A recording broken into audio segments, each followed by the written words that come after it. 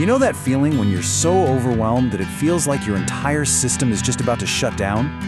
Well, today, we're diving into Tabacum, a substance that really speaks to those moments of profound crisis, when the body and mind just slam on the emergency brake. So, what on earth connects a panic attack in a boardroom to violent seasickness to this deep-seated fear of being exposed as a fraud? It sounds like a random collection of miseries, right? But they all point to a single, powerful state that's driven by a core terror. Let's unpack exactly what that is.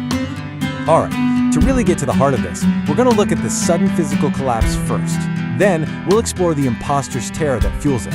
From there, we'll trace its roots all the way back to the nightshade family, understand the heroic struggle that's going on inside, and finally, see how you can actually recognize this in real-life situations. Okay, first up, the most dramatic part of this whole picture, the acute physical collapse. This is that moment when the internal crisis becomes absolutely impossible to hide. Now, what's really fascinating is this collapse can show up in two completely opposite ways. The body can either shut down completely. We're talking a slow heart rate, fainting, the whole system just goes offline. Or it can go into total overdrive with a racing heart and chest pain so intense it feels terrifyingly like a heart attack. So what are the key signs we need to look for? We are talking about an intense, almost deadly nausea and vertigo, an icy coldness in the hands and feet, and this very specific sinking or empty feeling right in the stomach. Now what's interesting is they feel better in fresh, open air, or even just uncovering their abdomen. But the slightest movement, or even just opening their eyes, can make everything so much worse. But you have to understand, these intense physical symptoms, they are not random at all. They're actually the body's way of screaming what the mind is absolutely terrified to admit. This quote just perfectly captures that internal feeling. Think about it. There's this constant, heroic effort to maintain a beautiful, successful facade. But underneath all of that, there's a terrifying awareness of being completely empty, totally fragile, and just on the verge of bursting. This is what's known as the false self. And let me tell you, this is so much more than just a little self-doubt. It is a deep, gut-level conviction that you are a fraud. I love the analogy of a turtle on a post. You know, if you see a turtle sitting on top of a fence post, you know for sure it didn't get there by itself. It's completely out of its element, and it lives with this constant fear of being discovered. And this is where the physical and the mental are just so beautifully connected. That vertigo, it isn't just a spinning room. It's the symbolic terror of a social fall from grace.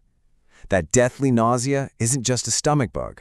It's the body's visceral inability to stomach its own reality. Now, to understand this state even more deeply, we've got to look at its family tree. Tabacum is part of the Solanaceae, or the nightshade family, and trust me, it carries the family's dark heritage. The entire nightshade family, you see, shares these themes of sudden terror and feeling completely unprepared for the dangers of the world. But here's the key difference. While other members of the family might trigger a fight or flight response, Tabacum's signature move is to freeze. It's a complete system shutdown when faced with an overwhelming threat. This brings us to the absolute deepest layer of the struggle.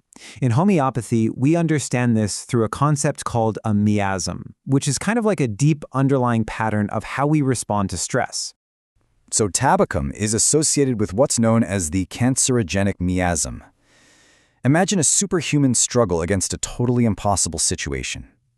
The person knows deep down that their position is unsustainable, but they pour every single ounce of their energy into maintaining control and just delaying that inevitable collapse. This forest fire analogy, it's just the perfect way to feel what this internal state is like. You're surrounded. There are imminent, destructive forces everywhere. There's no time for strategy, no way to plan an escape. All you can do is react, moment to moment, just burning through all of your resources simply to survive. So, we've explored all the theory, but what does this actually look like in the real world, with real people? Let's paint a few portraits so you can recognize this state when you see it. First, let's picture the high-powered executive. They're in a critical board meeting, the stakes are huge, and suddenly, that internal fear of being exposed as incompetent triggers a full-blown physical crisis.